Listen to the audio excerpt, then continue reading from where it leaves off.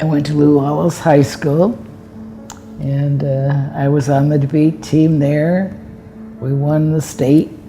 I was also editor of the school newspaper. With those two things, I had 3 scholarships. Northwestern and Chicago University are the big places, and I had applied. In both cases, I didn't like the way the interviewers spoke. One mentioned my tooth that was pointed at that time. We didn't have the money to cap it. The other school, 2 young men said, "Why would a girl like you like to come down here to the south side of Chicago?" And I just thought that was an inane question, and I didn't want to go there. That same day, I get home to Gary, Indiana on the train, and I had a letter. And it was from Indiana State Teachers College in those days. And it was from Ralph N. Tyree.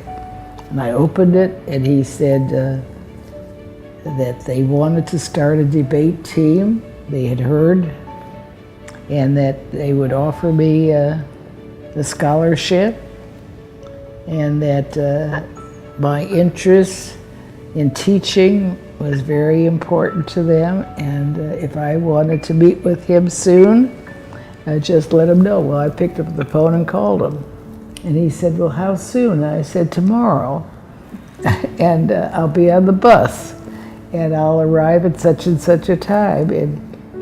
And he happened to be at the bus stand waiting for me.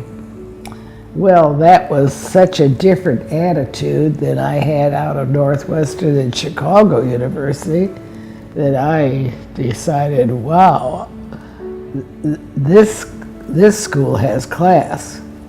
I finished my bachelor's and opened my own company, Wabash Advertising. Terre Haute gave me a base, and it was an easy place to get out of on a plane. So I did that. I learned how to fly, and I'd had no fear, but then I soon found that I had another opportunity at the 2 oldest agencies in Chicago merged, and they were looking for people, and they hired me as their executive vice president. And they had the Studebaker-Packard account, and they had lost it.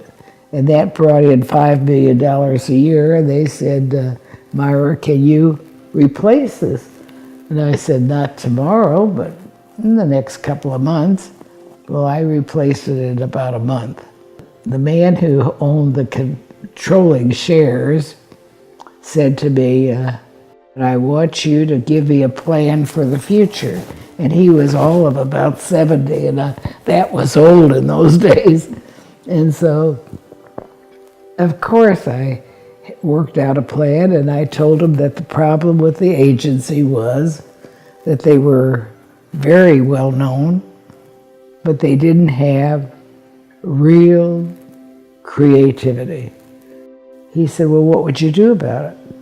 I said, "You have to find a genius who will take it the next step up. We have good people, but we don't have a genius in creativity." He said, "Well, how would you find them?" And I said, "I don't know, but I'll put my net out." And I had read about the work of a genius in Chicago by the name of Draper Daniels. And he worked for the Leo Burnett Company, and he was their heir apparent. So I mentioned this to a friend of mine who put companies together, and she said, "You know what's really funny? He took a leave of absence to work for Jack Kennedy, and he's coming back next week, and I had a call from him, and he's decided he wants to do his own agency instead of going to Burnett." And I said, "Well, do you think I could meet him?" He had had a lot of publicity because he was the man who designed Jack Kennedy's campaign that won Illinois. He came to the office at 5 o'clock when people were leaving. The next day, people said, that man that got off the elevator at 5 when we were getting on looked just like Draper Daniels. At 8 o'clock, he was still poking questions at me. I was there to tell him all the facts. He never let me. He would say, "What do you think is the best advertising in America today, and why do you think that?" And he grilled me for all those hours. And finally I said, "You know, Mr. Daniels, I don't really think you want to buy a company, or you would be asking me for the balance sheets, which I can tell you, the accounts, which I can tell you, but instead you're grilling me on what do I think is the best advertising, what do I think is the best television? What sort of an interview is this?" He said, "I am interviewing the person that I want to have as president. I don't want to get my hands dirty. I just want to create." And so he bought the company. And we worked well together.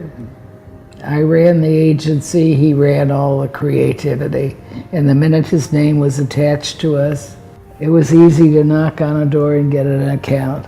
The 1960s were the heyday of advertising. And he did The Marlboro Man, and he did Sorry Charlie, The Best View Each Morning, Ho Ho Ho for the Jolly Green Giant. Ho Ho Ho, Green Giant. Just great things. And if I made a date with Motorola, and if I brought him, it was a done deal. No matter who they had, they stopped if they could have him. I never had a date with him before he proposed, and I could not believe this. And so, I said, "Are you crazy? You could ruin this business. I don't want to ruin this business. I've worked too hard on it. You just go sit in your corner and create." But we had a happy marriage and a good marriage. We sold the business, but not until we had it in very good shape. He was older and he wanted to retire.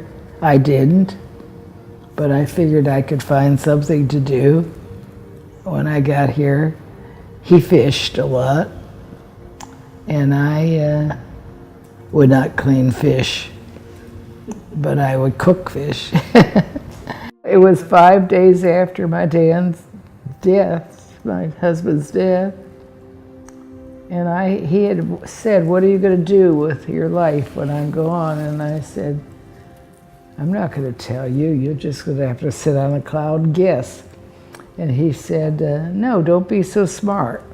Tell me what you're going to do." And I said, "What Naples needs, it has people from all over the world coming here, but there's no arts. There was nothing." And so I worked out a plan, because I believe that you marry the arts together, that there is not just the visual and the performing separate, they're together. And as far as I knew, there was no place in the country, and there wasn't, that did that. And I bought the $6,000 worth of spots, and they went like this: "Something wonderful can happen in this community, and I want you to be a part of it. There'll be music, dance, theater, art. If you're interested, call me at this number." And then the money just kept coming in, and I kept running these little silly announcements that say, "You and I need some music in our lives." I don't know where you came from, but I came from Chicago, where we had a great symphony, and we can have a great symphony here. We do. It's a great symphony. It was given the award for Performing Arts Centers as the #1 some years back. I do believe that it was the crown jewel of the arts here, and most people still say it is. I was proud of the 60,000 children that we trained every year. There was a book that was written about 21 steps to the top, and I'm one chapter in it, and they called me a rut buster. And so then I wanted to know exactly what rutbusters were, and they break out of their problems. They redefine a failure that they might have. And so I started to put down on paper what I myself have done. I like to be different. I like adventure. And a job does not have to be a bore. Make it exciting. I do believe that you have to find what you like to do and then do it. Don't let anything stop. I think I've always taken intelligent risks. I've never been afraid. If I have a problem, I like to walk here in Florida along the beach when I can walk and walk it off. Get lost of your thoughts, and by the time the walk's over, you have an answer. At least I do. I don't know about others. I think kids today have so much opportunity and so many challenges, and they have to pick what direction they want to go. I have always told young people to find what they like to do and then try it. There's nothing wrong in trying, and if you scrape your knees, you put on a Band-Aid and you come back. But do what you love. And I've always done what I loved. I am so glad that I turned down those other two schools. I am grateful for what I got out of Indiana State and the friendships that I got and the encouragement. And I would have nothing today if I didn't have had that experience.